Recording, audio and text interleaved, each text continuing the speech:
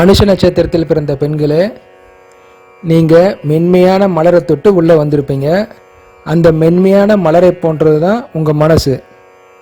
எப்படி மலருக்கு இயற்கையாகவே வசீகர தோற்றம் இருக்கோ, அது மாதிரி உங்களுக்கும் வசீகரமான தோற்றம் இருக்கும். வாசனையுள்ள நல்ல அழகான மலர்கள் இறைவனுக்கு படைக்கப்படுது. அதுபோல் நீங்களும் உங்கள் வாழ்க்கையில் ஒரு உன்னதமான நிலையை அடைவீங்க.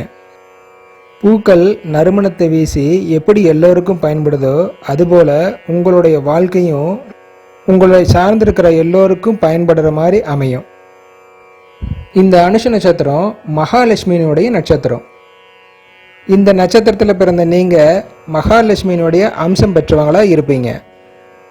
பிறந்த இடமா இருந்தாலும் சரி, புகுந்த இடமா இருந்தாலும் சரி, உங்களுக்குன்னு ஒரு தனித்தன்மையை உண்டாக்கி அதன் மூலம் நல்ல பெயரை எடுப்பீங்க.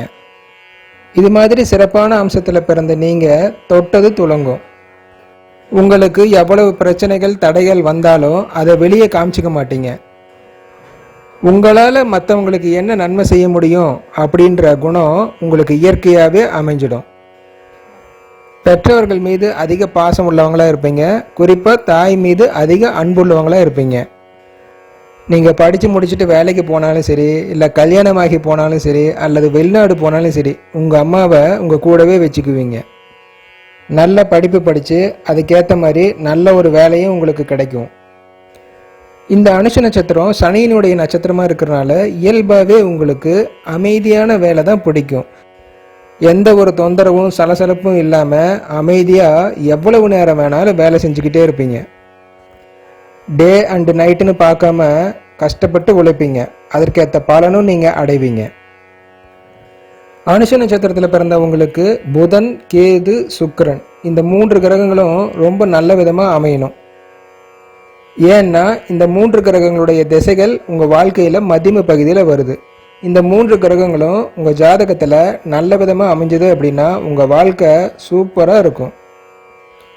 கேதுவனுடைய திசை உங்கள் வாழ்க்கையில் வரனால இயற்கையாகவே உங்களுக்கு சில அதீத சக்திகள்லாம் கிடைக்கும்.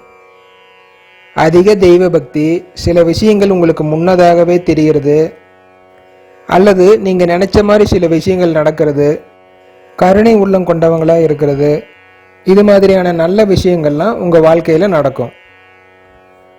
நீங்கள் அதிகமாக ஃப்ரெண்ட்ஷிப் வச்சுக்க மாட்டீங்க.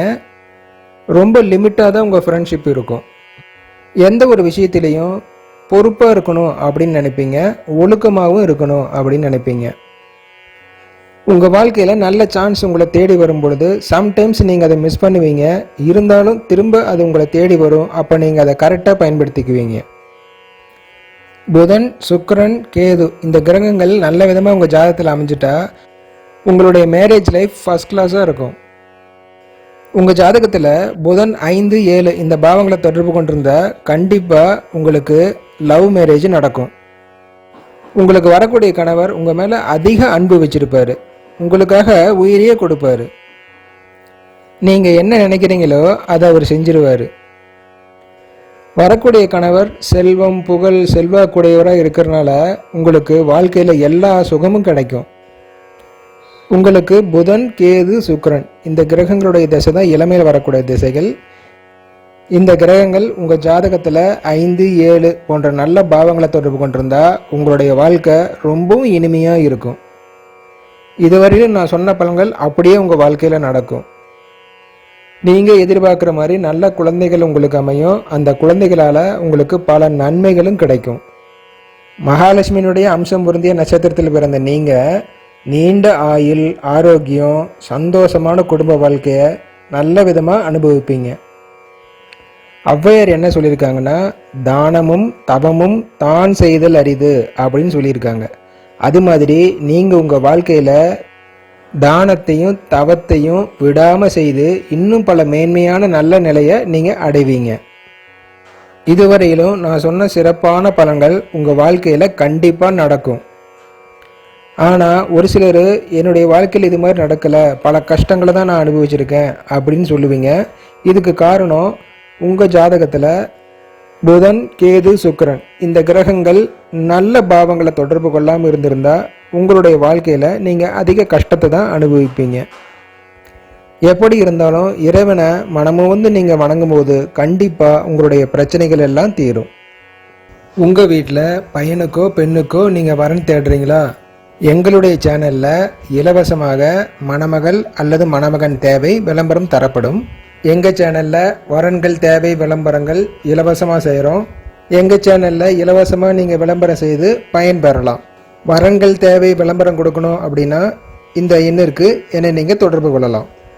மேலும் ஜாதகம் பார்க்க விருப்பம் உள்ளவங்க ஜாதகத்தை கொடுத்து தங்கள் வாழ்க்கையினுடைய எதிர்கால பலன்களை தெரிஞ்சுக்கலாம். மேலும் உங்களுடைய முயற்சிகளில் நீங்கள் வெற்றி காண்பீங்களா? திருமணம் எப்போ நடக்கும்?